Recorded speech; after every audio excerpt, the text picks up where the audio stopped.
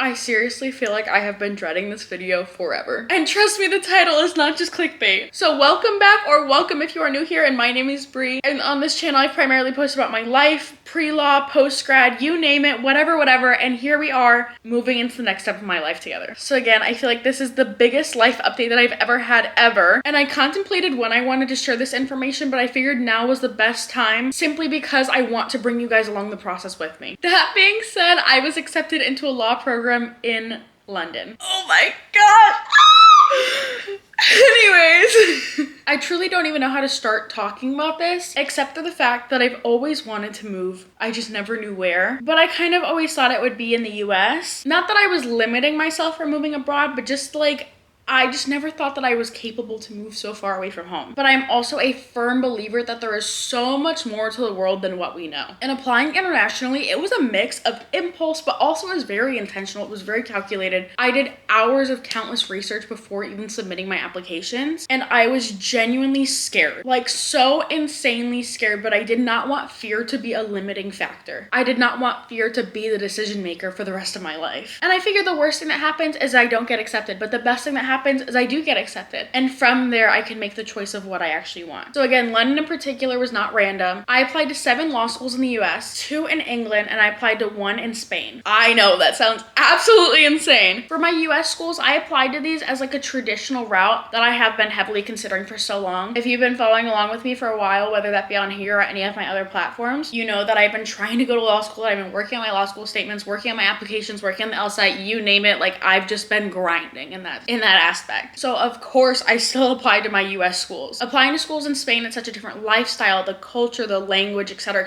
If you don't know, my family is Colombian, so I do already speak Spanish. Maybe not that fluently, but I do. When it comes to England, I've always loved the idea of living in London. London is like the New York of Europe, basically, in my eyes. And I just love everything about the culture there. I truly just watched so many videos about people traveling to London, people doing all these things in London. And I knew that I could envision myself there also. And in that sense, there is no language barrier. So that was why I applied to these 3 countries. So I do want to be extremely transparent in this video. As of today, I've only received 3 acceptances. 1 to a school in the US and the other 2 are in England. One of them being in London and the other one being in Manchester, which is kind of more on the north side of England. The day I opened my acceptance letter from that school in London, I could not stop crying, but I was genuinely terrified. I called all of my family members. I called like 3 of my friends that day, and I just could not stop crying because A, I was proud of myself and I finally got into law school, and B, like, holy shit, I got into law school abroad. Like, this is such a crazy transition. And this being said, I think only 2 of my friends knew that I was even thinking about applying abroad. So this was like kind of insane. But my entire family did know that I was planning to apply. I just don't know if they actually did know that I was applying. I don't really know. Some of them knew, some of them did not know. But the main ones that needed to know knew. When I did open my acceptance letter to London, I actually took a video the day that I opened it, so I will include that here. It is Thursday, December 11th, and it's 8:23 in the morning. And I just got accepted into the PGDL conversion course in London. I just got accepted to a law school.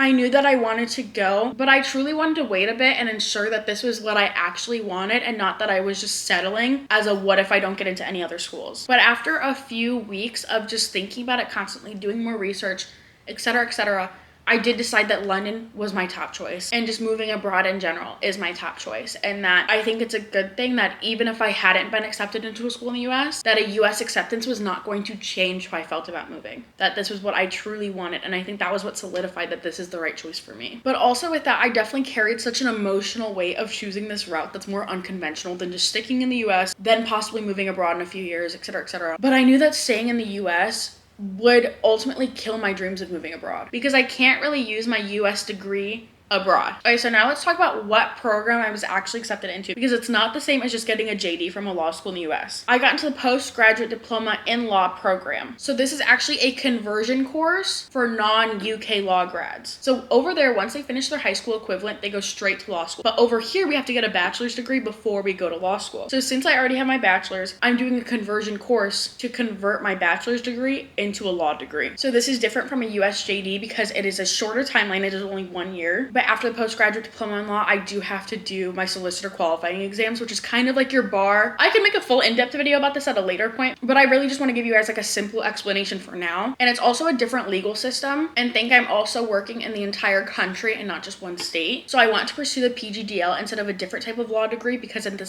overall I will have the same outcome, but this just fits my background a little bit better, because otherwise I would basically be getting another bachelor's. Also, I just definitely do not want to get any hate over this because the LSAT is not a requirement to go to Europe, to go to England primarily. I don't know about the rest of Europe, I assume not though. And I don't want this decision to come off as that I'm avoiding getting a higher LSAT score or I'm avoiding certain things about the JD. It is not an easier process, nor is it harder. It's just different because it's a different area of the world. That being said, when it comes to the long-term vision, this is a life choice. This is not just, oh, I'm moving for a few years, getting my degree and coming back home. I have full intentions to build a life there, continue my career there, and then just whatever comes next. And to me, this feels like the perfect time to do so. Like I'm in my early 20s. I'm not married. I don't have kids. I don't really have anything tying me down directly to the US besides my family and friends. So I think it is so much easier to uproot my life and move now rather than in 10 years when I am possibly married and possibly have kids and I have a whole life here that's actually my own. And also, I am so insanely open to change and growth and just experiencing new things, which is again why I'm making this decision. I do want to talk a little bit about the elephant in the room. Many of you guys do not know this, but my boyfriend does live in the UK. Maybe one day I will sit down and talk about how we ended up meeting. It is kind of crazy, but kind of not. And from day one, this man has supported me and my dreams. Obviously, me moving to the UK makes our relationship very simple, but he is not the reason why I'm going. And if you're watching this, I'm sorry I said that, but it's true. It's true. Him and I have not been together for very long, and I think it would be quite foolish for me to move there just for a relationship. But at the end of the day, you never know what's gonna happen. You never know how long you're gonna be with someone. You could be with someone for 10 years and they could leave you tomorrow, or you could decide to leave them tomorrow, etc., etc. I will probably never in my life make a decision for a man that I'm not married to. That's just me personally. Some of you guys probably will not agree with that, but that's just me. And that is how I choose to live my life, because I choose to live it for me. But again, that's why I applied to a school in Spain and why I applied to a bulk of schools in America. And ultimately, I know that if him and I are meant to be together, or we're meant to be endgame, etc., etc., then even if I stayed in the US, my school of choice, the distance, all of these factors would not matter if we were meant to be together. So I just wanted to address that, because as I get further into this relationship and I open up a little bit more about this relationship, trust me, there's definitely things that I don't want to share, that I'm just not ready to share with you guys yet, because that is my personal life. But I just never want that to be a question or an idea or just a thought that's running through people's minds of, oh, she decided to move there for him. Baby girl, no. At the end of the day, I do everything for me. Period. Sorry, I just had to put that out there. But again, early on in our relationship, I was on the phone with him and I told him, and he knew that I had this idea of moving abroad, but again, at this point, I didn't really know where. And I told him, I don't think I can do this. I don't think I can go somewhere that I don't know. I just don't think I just don't think that that is something that I could do. And he just said, why? Why can't you do something that you've never done before? And just kept telling me that I needed to believe in myself more, that I needed to just be more open to things. And I just it really clicked, because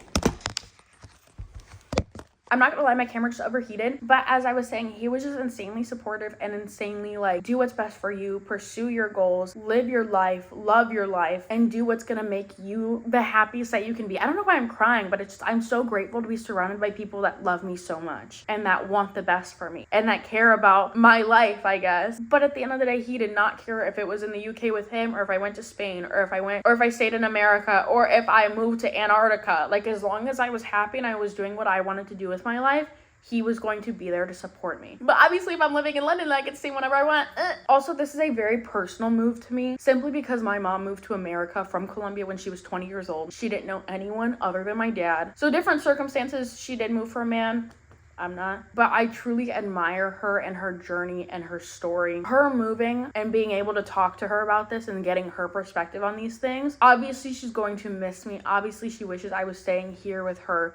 But at the end of the day, she looks back at where she was when she was my age, and she has no regrets from coming to the States. She has no regrets from pursuing what she wanted in life and taking advantage of the opportunities that came her way. Again, this woman has taught me courage, taught me that it's okay to start over. It's okay to place bets on myself. It's okay to take risks, and that I will be okay in the long run, even though I'm low-key terrified. So again, it really resonates with me, and I literally live with her, but I think about that aspect every single day. I think it's taken me so long to share with you guys what my future plans are because I didn't want to be judged. I didn't want people thinking that I wasn't being honest because I was hiding this. I have never once lied on my platform. When I got an acceptance, I meant that I got an acceptance. When I got my rejection, I meant that I got a rejection. I've never lied because all of the things that I've shared with you guys have been real. But I also definitely did not want the comments about the LSAT or me being not legit because I'm not even using the LSAT, even though, yes, I did use the LSAT. Yes, I got in the 160s.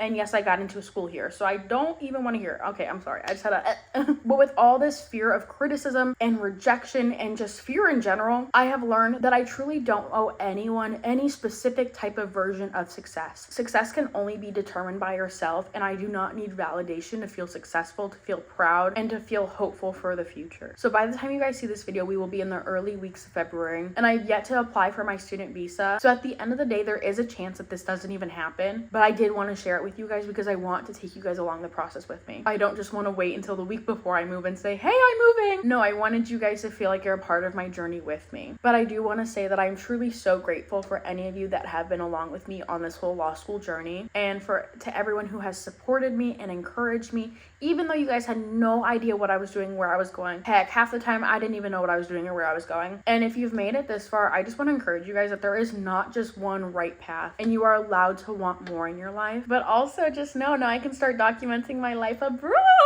If everything goes to plan with my visa and my deposits, etc., if everything goes to plan, then I will be moving probably mid to end of August with classes starting in September. So we have from February until August to get it together, and you guys are going to watch me evolve, and I just think that's so insane. But again, once I move, you guys will be able to see my life abroad. You'll be able to see what the program is like for me, a day in the life, a week in the life, what my apartment is like, what the city is like, and how I'm balancing my lifestyle with law and all the packing content, all the moving content. I just know like this is gonna be such a big change, and I'm so excited for the journey. But just remember that this is just the beginning for me and for you guys too.